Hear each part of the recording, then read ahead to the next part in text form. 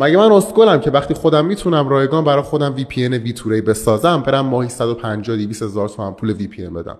نه.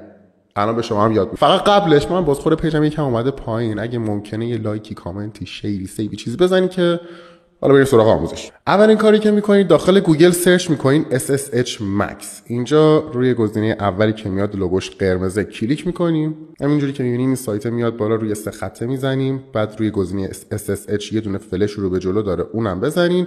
این پایین نوشته ویتوری، حالا ویمس میخواین یا ویلس، هر کدوم که خواستین رو انتخاب بکنین، زیاد فرقی نداره. میایم پایینتر یکی از این کشورها رو انتخاب میکنین که میخوایم وی پی انمون مال اون کشور باشه. مثلا من کشور سوئد رو انتخاب میکنم، روی سلکت لوکیشن میزنم، میام پایینتر دوباره روی گزینه کرییت که برام میاره کلیک میکنم. اینجا شما باید یه نام کاربری واسه خودتون انتخاب بکنین، هر چی هم میتونه باشه. نام کاربریتون رو که زدین، کرییت اکانت رو دوباره میزنین. سرورتون ساخته شد. اینجا الان آدرس این سرور رو بهتون داده.